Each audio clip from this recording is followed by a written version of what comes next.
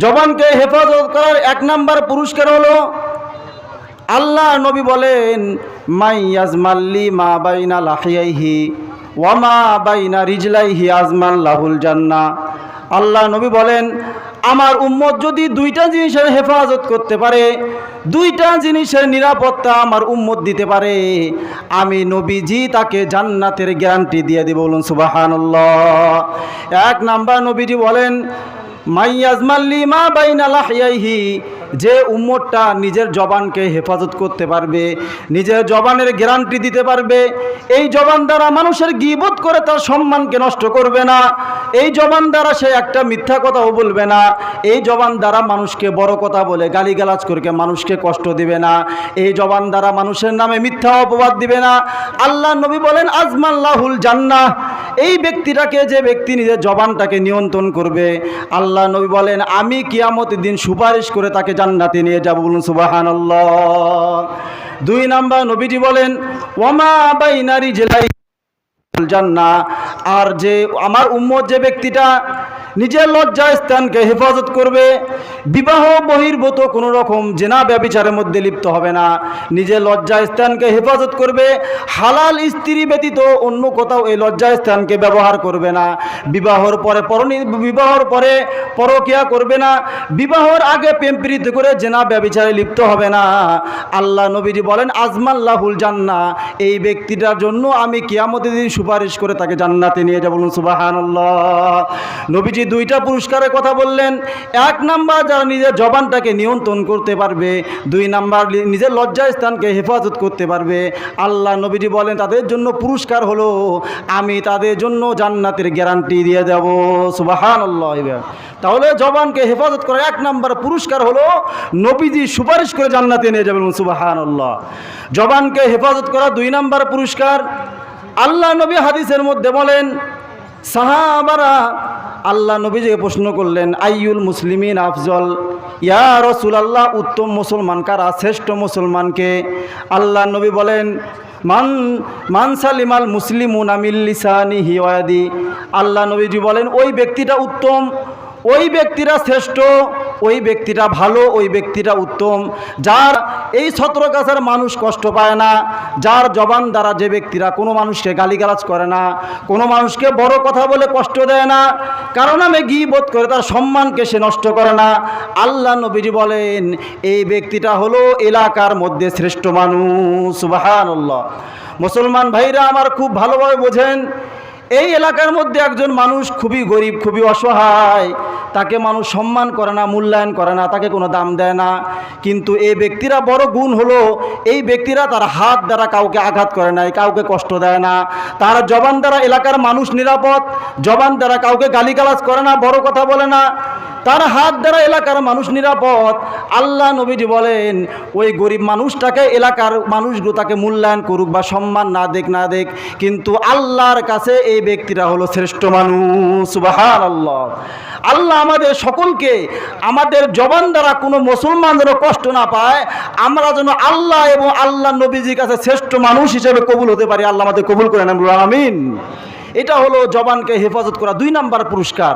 যারা নিজের জবানকে হেফাজত করতে পারে, বিশ্বনবী বলেন, এলাকার মানুষ তাকে সম্মান করুক বা না করুক, এই ব্যক্তিরা আল্লাহর কাছে সম্মানী মানুষ। সুবহানাল্লাহ।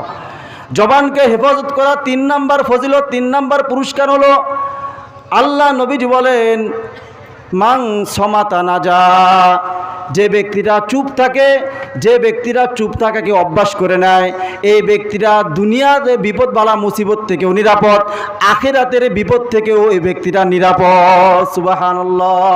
মুসলমান ভাইরা আমার, একজন ব্যক্তির সঙ্গে আপনার তর্ক বেজেছে, ঝগড়া বেজেছে, আপনি ওই সময় নবীর হাদিসকে মানলেন, নবীর হাদিসকে আপনি ফলো করলেন, আপনি আপনার জবানকে চুপ রাখলেন, কথা বললেন না, তাহলে দেখা যাবে ওই ব্যক্তির সঙ্গে আপনার ঝগড়া আর বাড়বে না। আপনার স্ত্রী আপনার উপরে চটে গেছে, খুব রেগে গেছে, ওই সময় যদি স্বামী চুপ থাকে, তাহলে ওই স্বামী স্ত্রীর মধ্যে গন্ডগোল আর বেশি দূর যাবে না। স্বামী খুব খেপে গেছে, স্ত্রী যদি চুপ থাকে, তাহলে নবীজির হাদিসের উপর আমল করার কারণে ওই পরিবারের মধ্যে আর অশান্তি হবে না। এটা হলো দুনিয়ার নিরাপদ। আর আখিরাতের নিরাপদ কি? মা বোনেরা, কিছু সংখ্যক মা বোনেরা একত্র হইলে সেখানে গীবত হয়, ওইখানে মানুষের নামে পরনিন্দা হয়। কোনো মা যদি চুপ থাকে, তার জবানটাকে বন্ধ রাখে, তাহলে এই মা বোনের জবান থেকে গীবত বের হবে না। হোটেলে বসলে ভাইরা আমার, বাবাজিরা আমার, গীবত করেন। আপনি যখন আপনার জবানকে চুপ রাখবেন, মানুষের দোষ চর্চা করবেন না, তাহলে কিয়ামতের যে আযাব, হাদিসের মধ্যে নবীজি বলেন কবরে আযাব হয় যে ব্যক্তিটা মানুষের নামে গীবত করে। বলুন নাউজুবিল্লাহ। এই জন্য আল্লাহ নবী বলেন মান সমাতা নাজা, জবানকে হেফাজত করা 3 নাম্বার পুরস্কার হলো যে ব্যক্তিরা চুপ থাকাকে অভ্যাস করে নেবে, যে ব্যক্তিরা নিজের জবানকে চুপ রাখবে, আল্লাহ নবীজি বলেন এই ব্যক্তিরা দুনিয়ার বিপদ বালা মুসিবত থেকেও বেঁচে যাবে, আখিরাতের আল্লাহর আযাব থেকেও বেঁচে যাবে। বলুন সুবহানাল্লাহ। তাহলে 1 নাম্বার জবানকে হেফাজত করার পুরস্কার হলো যে ব্যক্তিরা নিজের জবানকে চুপ রাখবে, নিজের জবানটাকে হেফাজত করবে, মানুষের নামে গীবত করবে না, দোষ চর্চা করবে না, মিথ্যা বলবে না। আল্লাহ নবী বলেন তার 1 নাম্বার পুরস্কার হলো আমি নবীজি তাকে সুপারিশ করে জান্নাতে নিয়ে যাব। বলুন সুবহানাল্লাহ।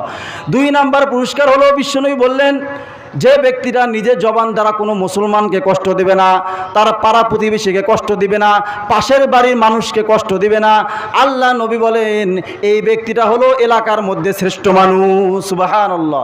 আর 3 নাম্বার পুরস্কার হলো যে ব্যক্তিরা নিজের জবানকে চুপ রাখাকে আবশ্যক করে নেবে, অভ্যাস করে নেবে, আল্লাহ নবী বলেন এই ব্যক্তিরা দুনিয়ার বালা মুসিবত থেকেও নিরাপদ, আখিরাতের বালা মুসিবত থেকেও নিরাপদ। বলুন সুবহানাল্লাহ। 4 নাম্বার জবানকে হেফাজত করা 4 নাম্বার পুরস্কার বিশ্বনবী বলেন ক্বালা রাসূলুল্লাহি সাল্লাল্লাহু আলাইহি ওয়াসাল্লাম, আল্লাহ নবী বলেন মান সাতারা মুসলিমান সাতারাল্লাহু ফিদ দুনিয়া ওয়াল আখিরা। নবীজি বলেন দুনিয়াতে কোনো ব্যক্তি যদি অপর মুসলমান ভাইয়ের দোষকে গোপন রাখে, একজন মানুষ দেখেছে অপর মুসলমান ভাই সে এমন একটা অপরাধ করেছে যে অপরাধের কথা যদি আমি মানুষকে বলে দেই, মানুষের কাছে যদি আমি প্রচার করি, তাহলে ওই ব্যক্তিটা এলাকার মধ্যে খুবই লজ্জিত হয়ে যাবে, এলাকার মধ্যে খুবই অপদস্থ হয়ে যাবে, খুবই লাঞ্ছিত হবে। এই ব্যক্তিরা চিন্তা করার পরে এই দোষটাকে কারো কাছে সে বর্ণনা করে নাই, দোষটা কারো কাছে সে উল্লেখ করে নাই, বরং সে ভেবেছে এই দোষটা সে করেছে, তার বিচার আল্লাহ করবে, আমি কোনো মানুষের সামনে তার দোষকে বর্ণনা করব না, কোনো মানুষের সামনে দোষ বর্ণনা করে আমি ছোট করব না, তাকে হিয় প্রতিপন্ন আমি করব না। আল্লাহ নবীজি বলেন যে ব্যক্তিটা একজন মুসলমান ভাইয়ের দোষকে গোপন রাখলো, এই মুসলমানের ভাইয়ের দোষকে গোপন রাখার কারণে আল্লাহ নবীজি বলেন আল্লাহ তাআলা ওই ব্যক্তিটার দোষ দুনিয়াতেও গোপন রাখবেন, কিয়ামতেও গোপন রাখবে। বলুন সুবহানাল্লাহ। মুসলমান ভাইরা আমার খুব ভালোভাবে বোঝেন, আপনি একজন মানুষের দোষকে গোপন রেখেছেন, আপনারও অনেক দোষ থাকতে পারে, অনেক দোষ আছে যে দোষের কথা আল্লাহ জানে।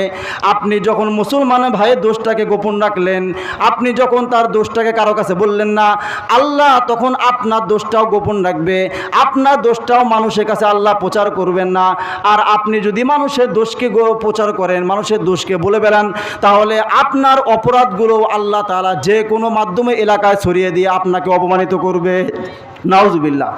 তাহলে আপনি যদি একজনের সম্মানকে হানি করেন, তাহলে আপনার সম্মানও যে কোনো মাধ্যমে দুনিয়াতে আল্লাহ আপনার সম্মানকে হানি করবেন। বলুন নাউজুবিল্লাহ।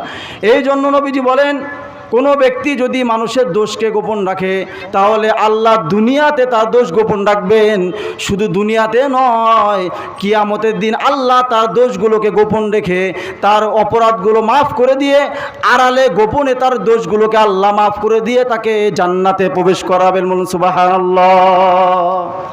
এই জন্য আমাদের জবানকে আমাদেরকে হেফাজত করতে হবে, আমাদের জবান দ্বারা যেন একটা গীবত বের না হয়, আমার মুসলমান ভাইয়ের নামে দোষ চর্চা পরনিন্দা যেন বের না হয়, যার কারণে আমার জবান দ্বারা তার আমি সম্মান নষ্ট করলাম।